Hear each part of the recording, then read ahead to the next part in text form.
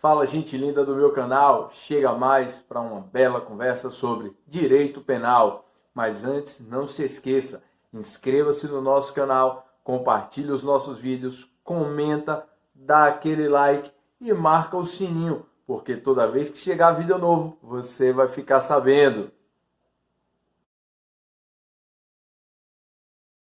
Olá, gente linda do meu canal. Como é bom estar aqui com vocês conversando sobre direito penal. E hoje, inaugurando os crimes contra o patrimônio, nós falaremos do crime de furto, previsto no artigo 155 do Código Penal. Antes de estudarmos o crime de furto propriamente dito, observem que eu trouxe em uma primeira tela apenas uma estrutura do tipo penal. E eu quero que vocês fiquem atentos que no furto, no estudo do tipo penal concernente ao furto, nós encontraremos o furto simples no caput, no parágrafo 1º, uma causa especial de aumento de pena, que é exatamente em razão do repouso noturno. Temos no parágrafo 2º o que chamamos de furto privilegiado ou pequeno valor, furto de pequeno valor, falaremos disso posteriormente.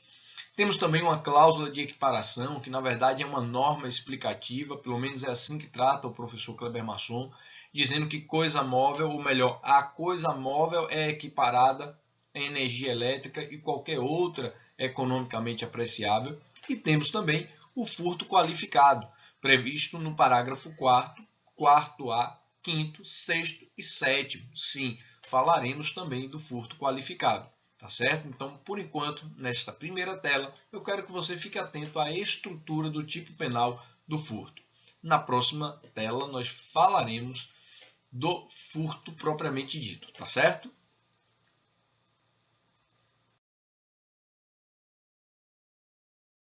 Pois bem, meus amigos, chegou a hora de falar do tipo penal previsto no artigo 155, falar do furto propriamente dito. O legislador reservou para nós, lá no artigo 155, a seguinte redação: subtrair para si ou para outra coisa alheia móvel. Vamos ver aqui o grifo atentamente, ó. Subtrair, tá bom? Coisa alheia móvel. E vamos fazer um realce diferente aqui, ó, para si ou para outra. Eu quero conversar sobre cada item desse com vocês. A subtração trazida no tipo penal enquanto conduta selecionada pelo legislador nos leva à ideia de inversão da posse. Uma vez que no furto, ao falar de subtrair, nós temos como resultado naturalístico necessário para a consumação a efetiva diminuição patrimonial. E é exatamente por isso que nós dizemos que o furto é um crime material. E essa subtração ela pode se dar tanto com o agente indo até a vítima e retirando da vítima, que é a situação clássica, ou pelo menos a situação mais típica, por assim dizer, de alguém que tem um celular ao lado e no momento de distração alguém passa, o ladrão passa, pega o celular e sai correndo. Né? Alguém que abre aquela bolsa enquanto você está andando, o cara vasculha, tira algum objeto valioso e carrega.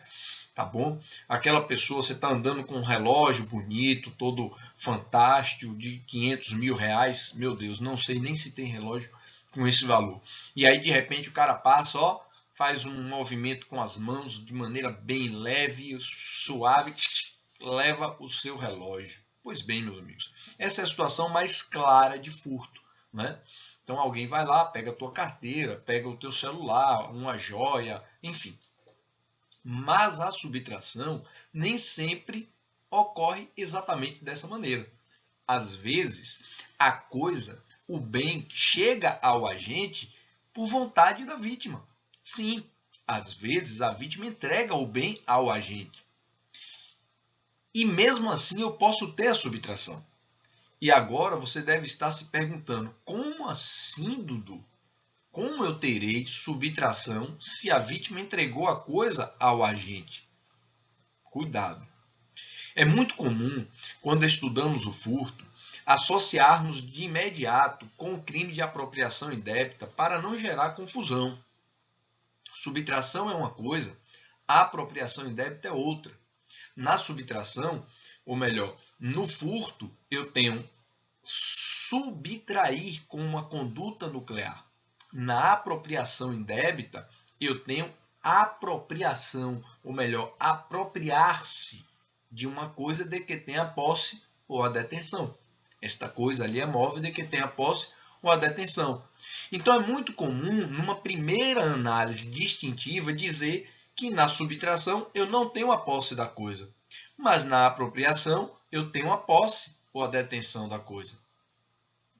E agora você me ouve dizer que mesmo num cenário em que a coisa já está com a pessoa, com o agente, é possível haver subtração.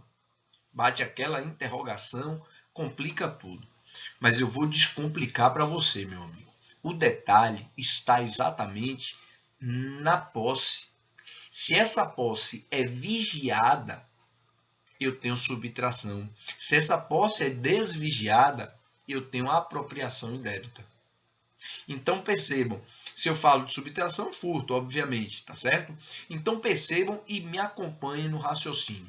O professor Kleber Masson nos traz dois exemplos nítidos, claríssimos, merece ser registrado aqui. Ele diz assim, ó, imagina um aluno de uma faculdade, de uma universidade, que pega um livro na universidade e leva para sua casa.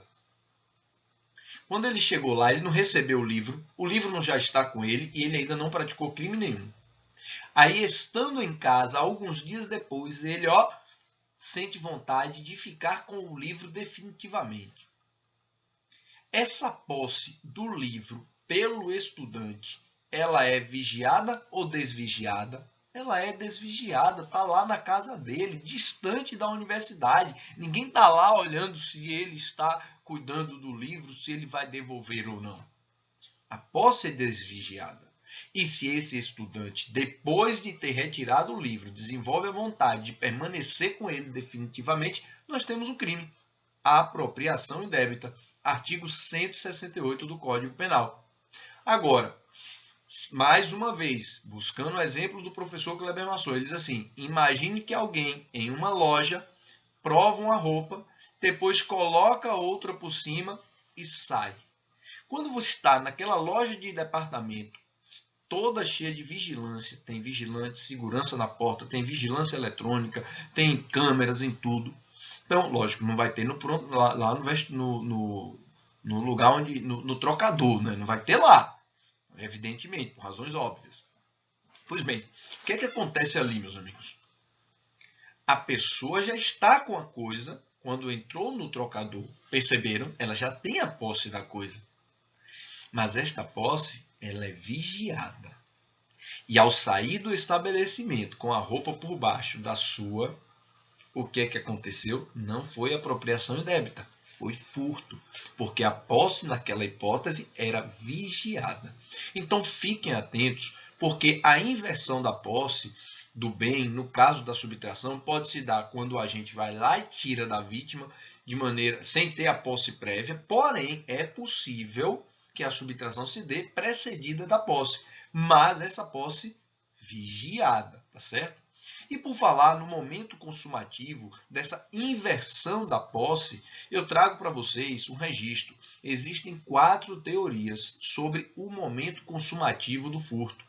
A teoria da concretácio, que diz para nós que a consumação do furto se daria quando o agente tocasse na coisa, da apreensio, dizendo para nós que o agente deve segurar a coisa. Segurou, já está consumado, não precisaria haver inversão, tá bom?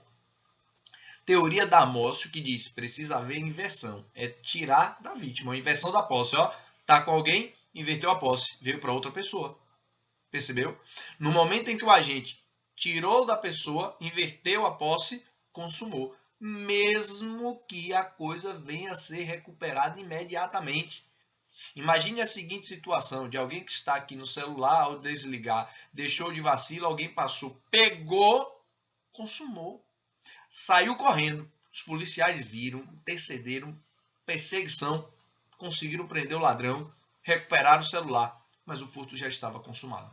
O furto consuma no momento em que há a inversão da posse. Teoria da Amócio, grave aí, Amócio. E temos também a teoria da Blasio. A da Blasio diz, não basta a inversão. Além da inversão da posse, o ladrão tem que conseguir levar a coisa para o destino que ele desejava. No nosso ordenamento jurídico, o STF e o STJ, ou melhor, na jurisprudência, tá bom? A jurisprudência é menor, tá bom? O ordenamento jurídico é mais amplo, a jurisprudência aqui é um pedacinho, tá bom? A jurisprudência diz para nós, a jurisprudência do STJ e do STF, que o furto se consuma com a inversão da posse. Ainda que a coisa seja recuperada logo em seguida. Ainda que seja empreendida perseguição e recuperada a coisa imediatamente, já está consumado o furto. Portanto, dizemos, de acordo com o STF e com o STJ, que o furto se consuma com a inversão da posse do bem. Adotou-se, portanto, na jurisprudência, a teoria da amócio. Tá bom? Fica atento para isso. Com isso, é importante também destacar que se o furto se consuma no instante em que há a inversão da posse do bem, nós dizemos que o furto, como regra, ele é um crime instantâneo. E você deve agora estar se perguntando, como regra? Como assim? Pois é, há um alerta do professor Kleber Masson para dizer para nós que, de fato, o crime de furto ele é instantâneo. Mas, cuidado, se for energia elétrica, enquanto permanecer o furto, aquele desvio da energia elétrica, ali, no caso da energia elétrica, o famoso gato, né? O cara puxou a energia elétrica, então, furto, mas não parou. Aquele gato, aquele furto de energia, ele permanece enquanto estiver ocorrendo essa retirada, essa fuga, essa subtração da energia. Perceberam? Então, no caso da energia elétrica, ele diz, aqui o crime é permanente, porque embora já esteja consumada, a consumação não parou no tempo, ele continua subtraindo todo dia, toda hora, todo instante, a carga de energia elétrica vindo para sua casa. Então, no caso do gato, o professor Kleber Masson disse, crime permanente. É evidente, esse é um exemplo, mas se tiver algum outro semelhante em que perdure no tempo o processo da subtração, como é o caso da energia elétrica, nós teremos a permanência, tá bom? Então fica atento, porque o crime de furto ele é instantâneo, mas pode vir a ser permanente, a depender da coisa subtraída e da forma como se dá a subtração, tá bom? Fique atento para esse detalhe. Voltando para a leitura do tipo penal, observa que o legislador ele trouxe para nós o seguinte, ele disse assim, subtrair para si ou para outrem. Meus amigos, o furto ele é um crime doloso. Há consciência e vontade. Ou seja, o agente, na consciência, precisa saber que a coisa é alheia. Que a coisa é do outro. Tá bom? Não é dele. Segundo, há necessidade, no caso do furto, de uma coisa chamada animus rem sibi habendi. O dolo no furto é o chamado animus furandi, tá bom? E aí, associado a isso, eu tenho ainda a exigência do elemento subjetivo especial, que é exatamente o tal do animus rem sibi habendi. O animus de assenhoreamento definitivo da coisa. Eu não vou devolver, eu estou levando para mim ou para outra pessoa. E quando o legislador disse aqui, para si ou para outra, a doutrina disse, temos aqui a necessidade de um elemento subjetivo especial. Então, é dolo com elemento subjetivo especial, para si ou para outrem, tá bom? Fique atento para esse detalhe. Por quê? Porque se de repente a pessoa só quer usar a coisa e devolver, eu não terei o crime de furto. Fato atípico. Cuidado que eu vou explicar um pouquinho mais sobre isso. Então imagina você, minha amiga, que comprou aquele vestido maravilhoso, todo lindo, inédito, exclusivo. Sua prima, gente fina, gente legal, chegou em sua casa, viu o vestido dando sopa, subtraiu para usar numa festa de casamento. Fez isso, usou e devolveu. O nome disso, furto de uso. E isso é fato atípico, não é crime. Por que, professor, se ela subtraiu coisa alheia móvel? faltou uma coisa. Ânimos de assenhoreamento. O ânimos reincibe habend. Nesse caso, o fato é atípico. Mas tenha cuidado. O que chamamos de furto de uso só será fato atípico se a coisa for infungível. Se a coisa for fungível, não se fala em furto de uso. Exemplo, dinheiro. Eu pego o dinheiro, gasto, depois eu reponho com outro dinheiro. Fato atípico? Não, é crime. Não somente isso. É mais importante do que isso, é importante alinhar um outro requisito, o requisito subjetivo. O agente, ele não quer ficar com a coisa, tá certo? Mas isso é desde antes. Ele só quer usar desde antes. O que é que eu quero dizer desde antes? É para ficar claro para você, meu amigo, que o agente, desde o início, já pegou a coisa só querendo usar. Ele nunca quis permanecer com a coisa. E por que eu estou destacando isso para você? Porque se depois de subtrair ele pensa assim, eu acho que eu só vou usar e depois eu vou devolver. Opa, consumou, irmão. Se consumou, só resta a ele arrependimento posterior. Tá certo? E um outro aspecto é o requisito objetivo. Tá bom? A doutrina tem sinalizado, em especial o professor Kleber Massou, para dizer requisito objetivo. Fique atento, porque a utilização desse bem tem que ser de maneira não duradoura. E mais, a coisa deve ser devolvida no local ou nas proximidades de onde se encontrava. Então, eu estou falando aqui de alguém que, por exemplo, vê uma bicicleta, deu uma saudade da infância. No meu caso, eu lembrei da BMX, passando pela rua, disse, poxa, vou dar uma voltinha de BMX. Pego, dou uma voltinha com a BMX, devolvo no mesmo lugar, sem qualquer prejuízo, com pouco espaço de tempo, só dei uma voltinha e coloquei lá. Deu-me livre de fazer isso. Daqui que eu explique, né? Não façam isso, por favor, não façam. Porque daqui que vocês expliquem, mas bem, seria furto de uso. Mas não seria furto de uso se o cara pega um veículo e fica usando por meses só. Não, eu só queria dar umas voltinhas por 2 meses. Como assim? Por meses e devolve lá. Pegou aqui no Nordeste, devolveu lá na região Sul. Senhores, é meio difícil, muito complicado, tá bom? Mas o professor Kleber Masson faz esse registro para nós. Requisito subjetivo, requisito objetivo. Tem que juntar os dois, tá bom? Então é importante para poder chegar à conclusão de que aquilo é ou não furto de uso, tá bom? E se for caracterizado furto de uso, com essas observações que eu fiz para vocês, o fato é atípico, tá bom? Fique atento para isso. Bom, acompanhando o estudo do tipo penal, observem que o legislador falou para nós assim, ó, tem um objeto material protegido aqui, tem um objeto material do crime. O objeto material é coisa alheia móvel. Vamos quebrar isso aqui, vamos estudar primeiro a coisa móvel.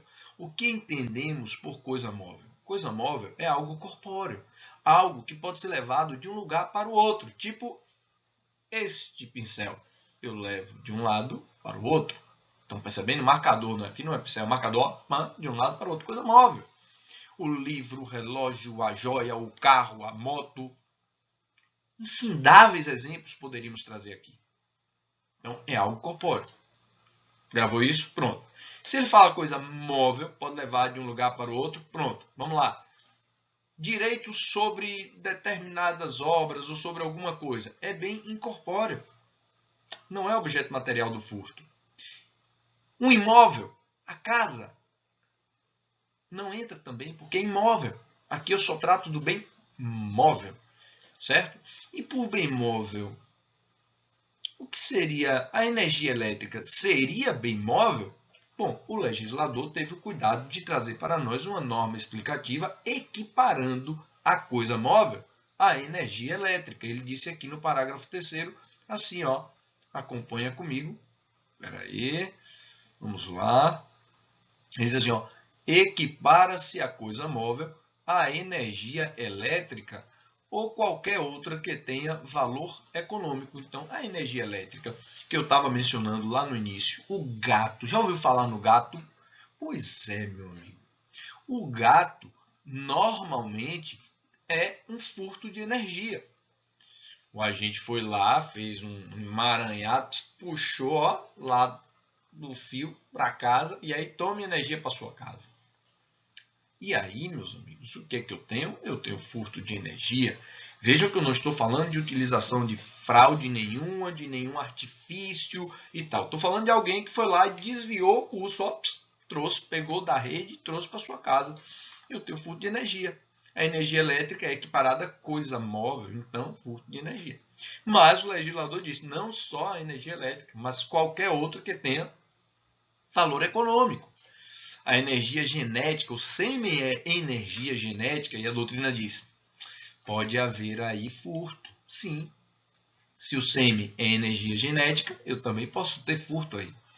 Tema um pouco tormentoso é sobre o sinal de TV a cabo, onde nós encontramos no Supremo Tribunal Federal o entendimento de que TV a cabo, o sinal de TV a cabo, não pode ser objeto material do crime de furto, porque ele não se enquadra no conceito de energia elétrica propriamente dito e não se enquadra nessa equiparação trazida pelo parágrafo 3º.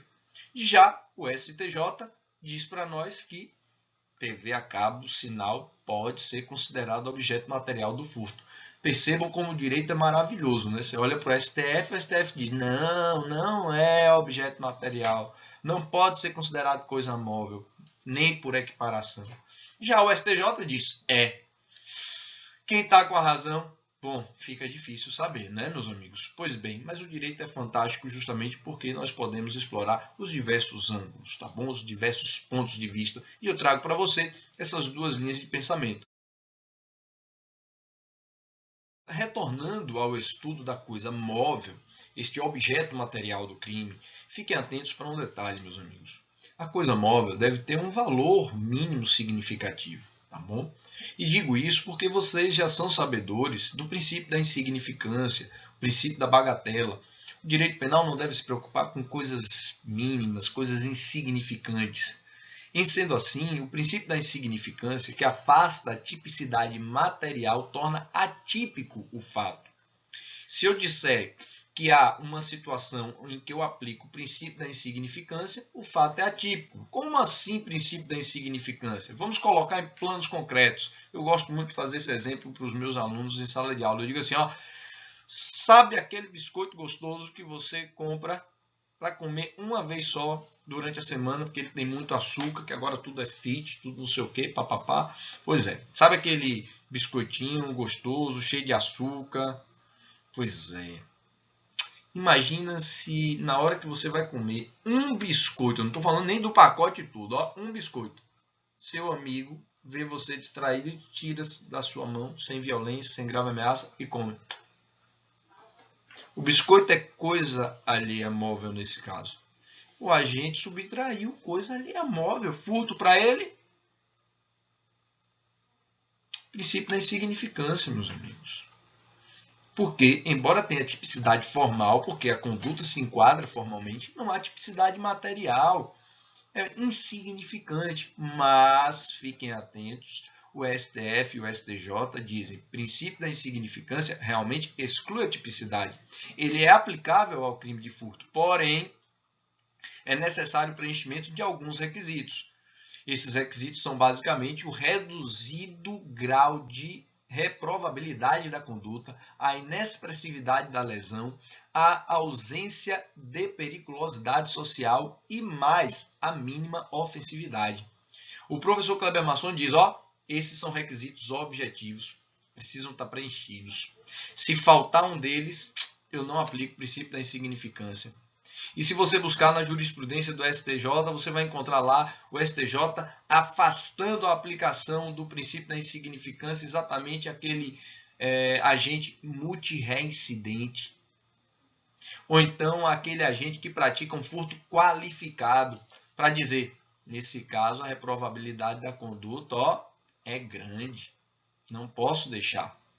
Tá bom? Então, vejam a importância de observar estes requisitos, senão nós teríamos um caos social.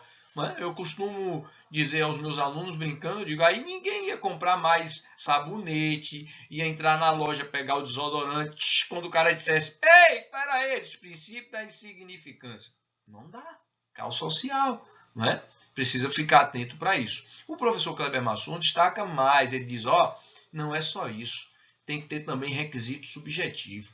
E esses requisitos subjetivos basicamente estão associados com o valor sentimental da coisa para a vítima, se tem ou não algum valor sentimental para a vítima, e as consequências concretas daquela conduta para a vítima no caso concreto.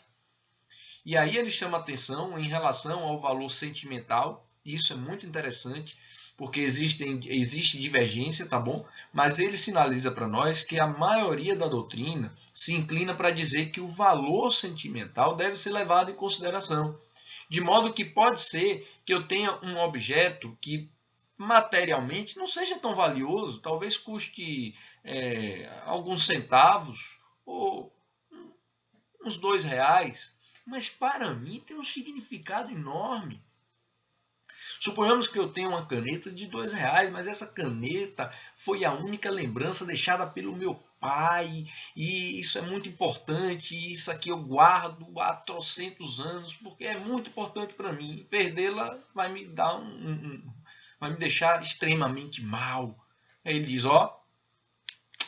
valor sentimental deve ser levado em consideração. Tem divergência? Tem divergência doutrinária. Acho, se não me falha a memória, o professor Nutt diverge, ele registra essa divergência nas palavras do professor Nutt, se não me falha a memória. Mas o fato é que, para o professor Kleber Masson, ele diz, requisito objetivo, tem que analisar também os requisitos subjetivos também, tá certo? Bom, o princípio da insignificância merece até um vídeo específico, aqui é só para registrar que, se a coisa for insignificante, preenchidos esses requisitos, excluída estará a tipicidade, tá bom? Então fique atento para esse detalhe. Mas imaginem, meus amigos, que a coisa não é insignificante, mas ela é de pequeno valor. E aí você começa agora a se indagar, mas e quando é que deixa de ser insignificante ou quando é insignificante? Bom, o princípio da insignificância não está normatizado, tá bom? Não tem lei dizendo o que é, como é, quanto é. Nós temos a jurisprudência dando vida ao princípio da insignificância. E aí, meus amigos, o STJ tem decisões sinalizando, então são decisões, tá bom? Sinalizando que a coisa só pode ser considerada insignificante se ela for de valor igual ou inferior a 10% do salário mínimo vigente na época do fato. Então, se o salário mínimo é R$900 na data do fato, insignificante é até 90. R$1.000 até 100. 2.000 até 200. Acima disso, não seria insignificante. E entendam, eu estou falando de jurisprudência. Não tem lei dizendo que é ou não é. É só não. São decisões do STJ que sinalizam este parâmetro, tá bom? Então, agora, saindo do que é insignificante, eu me pergunto, e se a coisa não for insignificante, mas ela é de pequeno valor? Ou seja, ela está aqui, acima dos 10%, mas ela ainda é de pequeno valor. E lembre que pequeno valor pega tudo, né? Pega do zero até algum limite. Quando é que eu considero a coisa de pequeno valor? Mais uma vez, o legislador não definiu o que é pequeno valor. E aí, cabe ao julgador, no caso concreto, apreciar.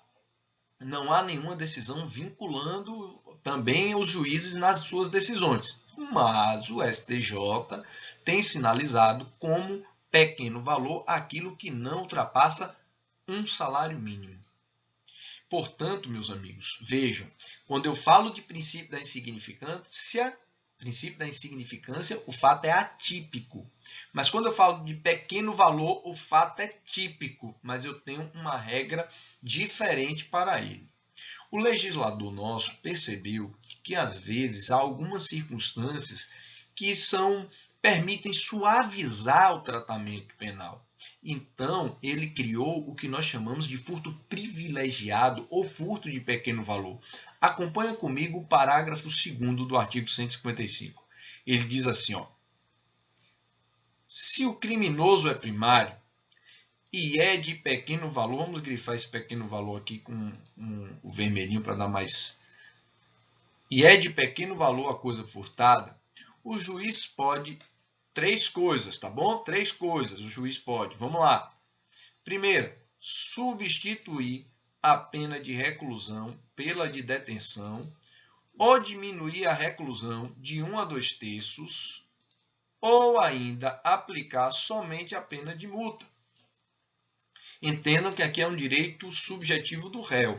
Se ele preencher os requisitos, o juiz não pode não, ele deve. Ao juiz cabe apenas ponderar, esse pode escolher qual a medida que ele vai adotar, tá bom? Mas ele tem que adotar uma dessas coisas que suavizam, tá bom? Uma dessas 3 medidas, isoladas ou, quando possível, acumuladas, né? Ao mesmo tempo, tá certo? Então vejam vocês aqui que ele fala para nós de coisa de pequeno valor. Então, quando a coisa é de pequeno valor e o cara é primário, o criminoso é primário, o juiz pode adotar essa postura. E isso nós chamamos de furto privilegiado. Para um pouquinho, respira, observa o que eu vou falar para você.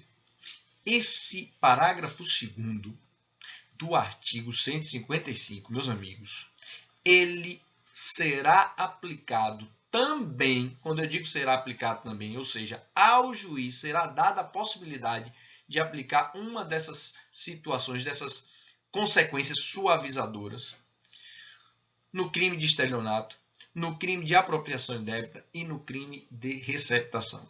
Quando você estudar o crime de apropriação indébita, lá na frente você vai encontrar um dispositivo dizendo que também se aplica à apropriação indébita o artigo 155, parágrafo 2º. A mesma coisa no estelionato, se não me falha a memória, no parágrafo 1º ele dispõe com isso. E também lá no crime de receptação você encontrará um dispositivo remetendo ao 155, parágrafo 2º. Quando tratarmos desses delitos eu mencionarei novamente, mas agora eu já alerto para que você fique atento, que na receptação, no estelionato e na apropriação indébita eu também aplico essas hipóteses que beneficiam o agente, tá certo? Fique atento para esse detalhe. Pois bem, entendido o que é o furto privilegiado e que é um caso que é típico, porém é de pequeno valor, tá bom? Fiquem atentos também que este furto privilegiado, havia uma discussão durante algum tempo na jurisprudência sobre a possibilidade de o furto ser privilegiado e também ser qualificado ao mesmo tempo. E a resposta é, o STJ editou uma súmula 511, dizendo, estas circunstâncias do parágrafo 2º também podem ser aplicadas ao furto qualificado, que são esses que estão depois, parágrafo 4º ao parágrafo 7º. Porém, somente quando as qualificadoras forem objetivas. Fique atento para esse detalhe, tá certo? Então, súmula 511 do STJ diz que é possível ser o furto privilegiado, ou melhor, aplicar essas disposições do parágrafo 2º também no furto qualificado e não somente no furto simples, que está ali no caput, que é onde a gente está estudando agora, tá certo? Agora que entendemos o que é coisa móvel, juntaremos a expressão coisa alheia móvel. Alheia. Chegou a hora de conhecer essa expressão, ou melhor, esta palavra. Alheia é o que pertence a outra pessoa, por óbvio. Mas o que eu quero chamar a sua atenção são as consequências decorrentes dessa expressão, coisa alheia móvel. Quando eu olho para aí, eu observo o seguinte. Primeiro, coisa de ninguém, a res nullius. Se não pertence a ninguém, não pode ser objeto material do furto. Res derelicta. A res derelicta é a coisa abandonada, pertenceu a alguém e alguém abandonou. Senhores, também não pode ser objeto do furto. Então, se de repente eu tenho um relógio bonito, caro, não quero mais, abandonei e alguém pegou, não temos subtração. Por quê? Porque a coisa abandonada não pode ser objeto material do furto. O furto é coisa alheia móvel. Res derelicta não é de ninguém, coisa abandonada não é de ninguém. Fiquem atentos para isso, tá bom? Cadáver. O cadáver é coisa fora do comércio. O cadáver não pode ser objeto material do crime de furto, tá bom? Salvo se o cadáver ganhar valor econômico, e isso pode acontecer quando ele está integrado ao patrimônio de uma universidade, o que acontece naquelas universidades que têm cursos de saúde. Então, quando o cadáver integra o patrimônio de uma universidade, aí é diferente. Mas o cadáver, por si só, é coisa fora do comércio, é coisa que não pertence a ninguém também. Cadáver também não pode ser objeto material do crime de furto, uma vez que é coisa fora do comércio. Agora, fique atento para um detalhe. O cadáver, se ele integrar o patrimônio de uma universidade, o que pode acontecer naquelas que têm cursos de saúde, que muitas vezes precisam, quase sempre precisam de cadáveres para fazer os estudos, se o cadáver integrar o patrimônio da universidade, aí ele pode ser objeto material do furto, tá bom? E para fechar esse estudo inicial do furto simples, nós temos duas coisas importantes para destacar para vocês. A primeira, ainda falando da coisa alheia móvel, se a coisa a ser subtraída for semovente domesticável de produção, meus amigos, o furto deixa de ser simples e passa a ser qualificado. Agora que nós já conhecemos o furto simples, é importante fazer algumas considerações aqui. Primeiro, se o objeto material, a coisa alheia móvel, for veículo automotor que venha a ser transportado para outro estado ou para o exterior, o furto deixa de ser simples e passa a ser qualificado. É o que nos diz o parágrafo 5º. Acompanha comigo a leitura. A pena é de reclusão de 3 a 8 anos, se a subtração for de veículo automotor, mas observe, não basta que seja o objeto material veículo automotor, não é qualquer subtração de qualquer carro, não é isso. É a subtração de um veículo automotor que venha a ser efetivamente transportado, acompanha comigo, ó, transportado para outro estado ou para o exterior. Então, se o veículo subtraído efetivamente transpor os limites, transpor a fronteira entre os estados ou de um país para outro, eu terei furto qualificado. Digo mais, se o objeto material, se a coisa alheia móvel for especificamente, acompanha comigo, ao realce em vermelho, semovente domesticável de produção, ainda que abatido ou dividido em partes no local da subtração, o furto também passa a ser qualificado. Olha o parágrafo 6º, a pena passa a ser reclusão de 2 a 5 anos. E em 2018, meus amigos, ali mais ou menos em abril, o legislador também alterou o crime de furto e trouxe para nós 2 parágrafos, o parágrafo 4A e o parágrafo 7º. E nesse caso, observe se o objeto material, se a coisa alheia móvel subtraída for substâncias explosivas ou de acessórios que conjunto ou isoladamente possibilitem a sua fabricação, montagem ou emprego, o crime de furto também deixa de ser simples e passa a ser qualificado, e a pena será de reclusão de 4 a 10 anos e multa. É o que diz o parágrafo 7º. Então, pode ser que ao subtrair pólvora, eu saia do simples para o parágrafo 7º. Vejam, sem qualquer outra qualificadora, sem qualquer outra circunstância, o fato de o objeto material ser, por exemplo, pólvora, eu já posso trazer para o parágrafo 7º, tá certo? Fiquem atentos para isso. Antes de passarmos ao estudo das qualificadoras previstas nos parágrafos 4º e 4A, é importante fazer 2 considerações. Primeiro, o consentimento do ofendido pode afastar a tipicidade se este consentimento for dado antes ou durante a prática da subtração. E a razão disso é exatamente porque estamos diante de um bem jurídico disponível, o patrimônio. Assim, o consentimento manifestado antes ou durante a subtração afasta a tipicidade da conduta, tá certo? Outro aspecto é o furto simples, se praticado durante o repouso noturno, terá a pena aumentada de 1/3. Quero destacar para vocês que durante algum tempo a jurisprudência discutiu se essa causa de aumento prevista no parágrafo 1º permitam-me fazer o realce, aqui ó, aumenta-se de 1/3, ela seria aplicável somente ao furto simples. Mas hoje o STJ já tem decisões dizendo que esta causa de aumento ela se aplica não só ao furto simples, mas também ao furto qualificado. E aqui é importante esclarecer que repouso noturno não se confunde com noite, lá do direito constitucional.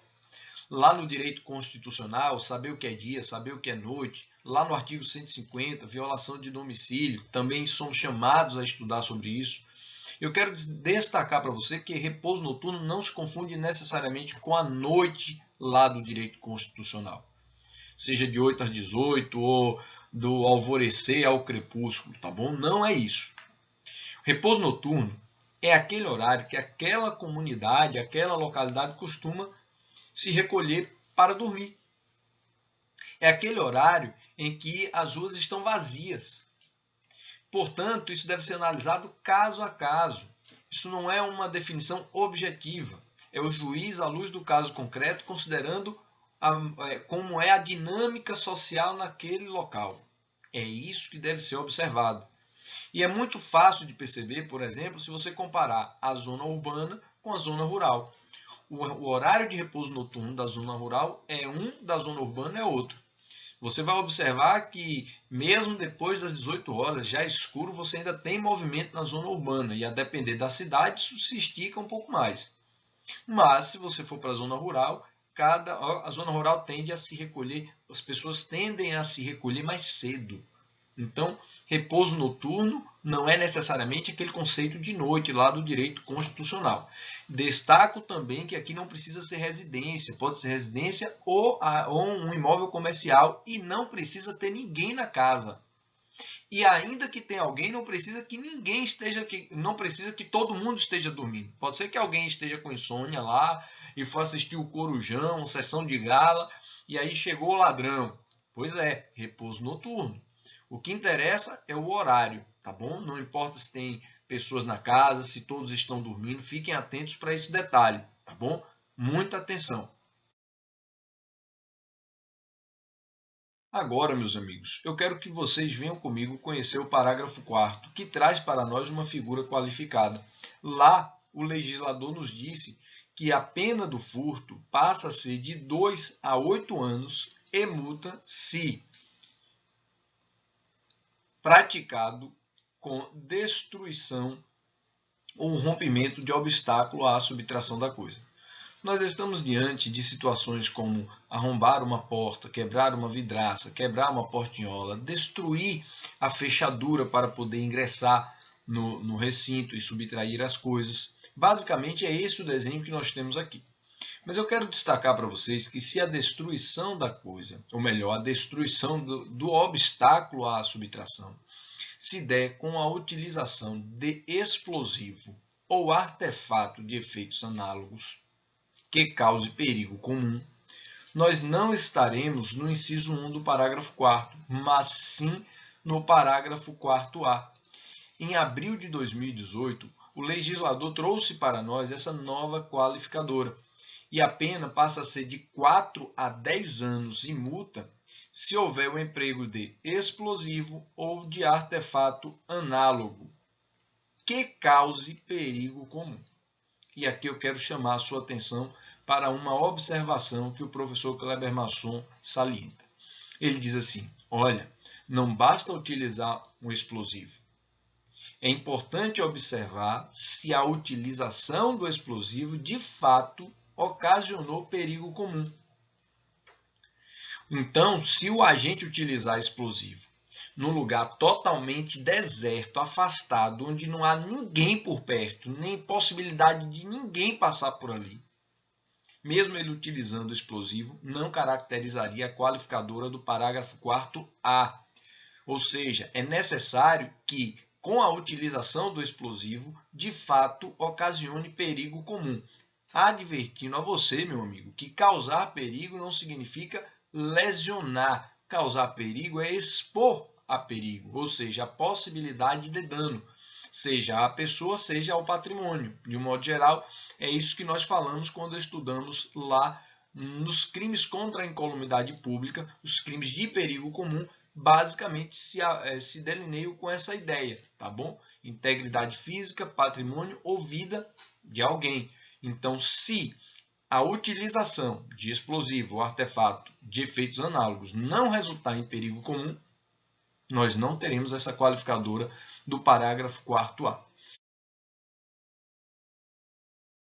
No inciso 2, nós encontraremos uma qualificadora de natureza subjetiva, que é exatamente o abuso de confiança, e teremos também outras qualificadoras que são de natureza objetiva, que é o caso da fraude, da escalada e da destreza.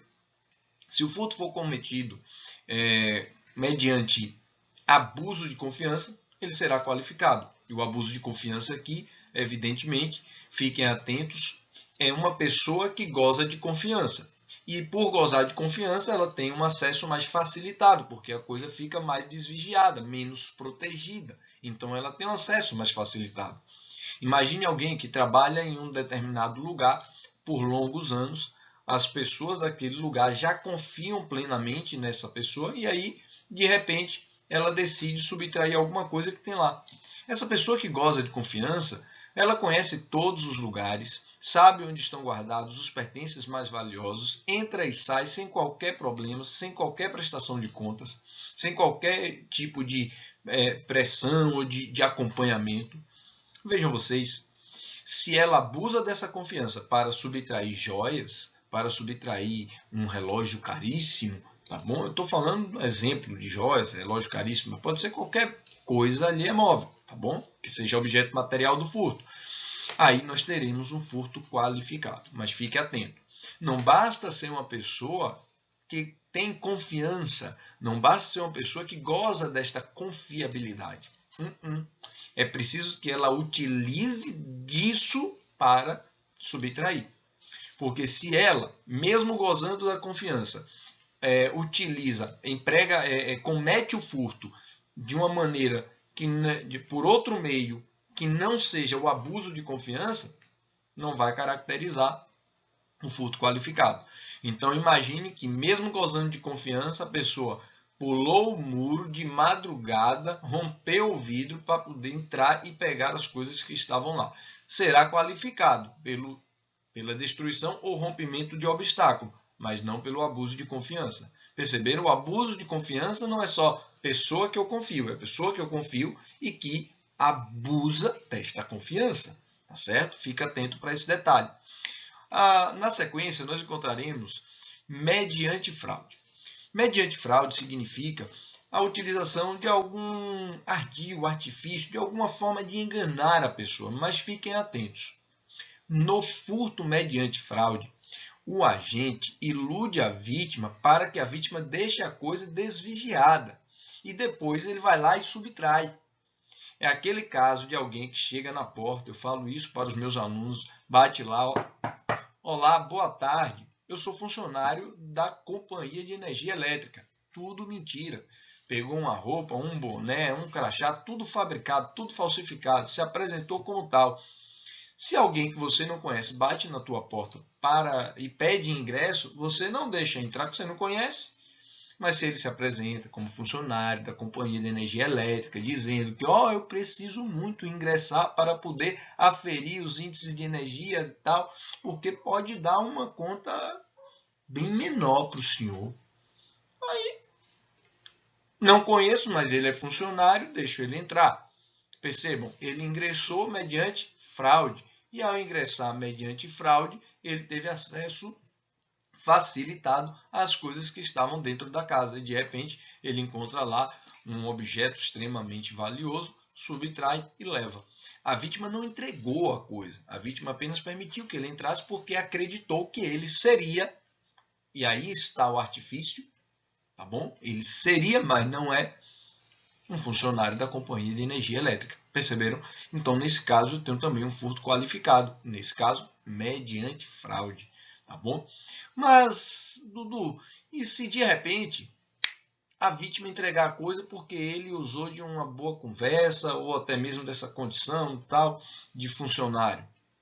Aí esquece o furto e vai para o estelionato. No estelionato, o agente coloca a vítima em erro ou mantém a vítima em erro de tal maneira que a própria vítima, sorrindo, entrega as coisas. Não pode ser assim. Se a vítima entrega a coisa porque foi iludida e por isso, acreditando corretamente, está entregando, estelionato. No caso do furto mediante fraude, o agente ilude, a vítima desprotege e ele pega. Essa é a imagem do furto mediante fraude, tá bom? Temos ainda a escalada. A escalada, a primeira imagem que você deve ter é exatamente a que eu tenho, de alguém pulando um muro. Ok, não está errado, mas fique atento, não é qualquer muretinha. Tem que ser um obstáculo anormal, uma via anormal. Então, ele pode pular o muro. E aí, qual é então o tamanho do muro? Bom, não está definido na lei, isso vai ser avaliado no caso concreto. Mas precisa ser um obstáculo anormal, uma muretinha, que um cara assim, baixinho que nem eu, passo com um salto de perna, não vai ser um obstáculo anormal, tá bom? Tem que ser algo que represente um obstáculo anormal. Mais do que isso, fiquem atentos para um detalhe. No furto mediante escalada, não é só escalar um muro, pular um muro, é também subterrâneo. Quando se cava um túnel, também se está praticando um furto mediante escalada e é um furto qualificado, tá bom? Fica atento para esse detalhe. Temos ainda mediante destreza. A destreza é uma habilidade que o agente tem de praticar sem ser percebido. Então, se não me falha a memória, há esse registro na obra do professor Kleber Masson citando Weber Martins. Ele fala assim, a destreza é um misto de habilidade manual com dissimulação. É mais ou menos essa ideia, uma habilidade com a dissimulação. Porque o que acontece aqui, meus amigos? O agente, ele consegue subtrair sem ser percebido. Vocês já ouviram falar do punguista, do batedor de carteira? Meus amigos, o punguista, o batedor de carteira, ele simplesmente pega a sua carteira, carrega o seu relógio, a sua corrente e você nem percebe.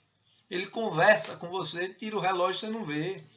Ele conversa com você, tira o seu anel, tira a sua joia, tira o seu brinco, tira a sua carteira, tira a sua roupa e você não vê. Lógico, estou exagerando, né, evidentemente. Mas certamente vocês já se depararam com alguma situação, ou até mesmo já foram vítimas. Ou conhece alguém que já foi vítima, que de repente chegou em casa, cadê a carteira? Não sei. Carregaram. Batedor de carteira.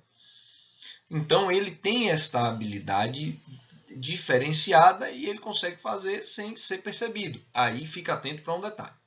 Se na hora de praticar o crime, o furto, a subtração, a própria vítima percebe e segura a mão, não tem destreza. Porque não é só ser uma pessoa com habilidade.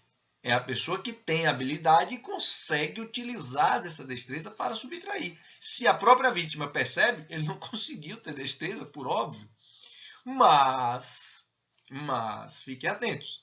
Se um terceiro percebe que o agente, o punguista, o batedor de carteira está subtraindo, aí não. Aí a destreza estará configurada. Eu estou destacando para você que no caso da qualificadora traduzida na palavra destreza, a tentativa ela é possível, mas quando o terceiro percebe, vamos dizer, João está passando na rua, o punguista chegou lá, foi bater a carteira dele, na hora que ele foi bater a carteira, se João pegou na mão, não tem destreza. Mas se João continuou andando ali, distraído, e ele foi pegar a carteira, na hora que ele está pegando a carteira, o terceiro veio, pronto. Furto qualificado mediante destreza na modalidade tentada, tá bom? Atento para esse detalhe. Nós temos ainda a qualificadora pelo emprego de chave falsa. O emprego de chave falsa, bom, qualquer instrumento, meus amigos, eu gosto de dizer assim, qualquer instrumento que não seja chave verdadeira ou uma cópia legítima, autorizada da própria chave, qualquer outro instrumento que sirva às vezes de chave. E servir às vezes de chave significa destravar a fechadura sem quebrá-la. Porque se quebrar, eu vou para o inciso 1, destruição ou rompimento de obstáculo. Aqui pode ser um clipe, pode ser a chave micha, enfim, uma diversidade de exemplos a gente poderia trazer, mas qualquer instrumento que consiga, até mesmo a chave de fenda, que eventualmente, e aí isso é analisado no caso concreto, que consiga destravar a fechadura sem quebrá-la, eu tenho a utilização de chave falsa. O professor Kleber Masson diz também que, inclusive, a cópia não autorizada da chave verdadeira também funciona como chave falsa e qualifica o furto nessa hipótese do inciso 3. E, por fim, nós temos o furto qualificado mediante concurso de 2 ou mais pessoas. É simplesmente analisar que se 2 pessoas juntas, reunidas, praticam o furto, nós temos aí ocorrido um furto qualificado, tá bom? Então, 2 ou mais pessoas praticando o mesmo furto, furto qualificado, tá bom? Então, ficamos por aqui com o delito de furto, artigo 155 do Código Penal. E não se esqueça de se inscrever no nosso canal, compartilhar os nossos vídeos, comentar, dar aquele like e marcar o sininho, porque toda vez que chegar vídeo novo, você vai ficar sabendo.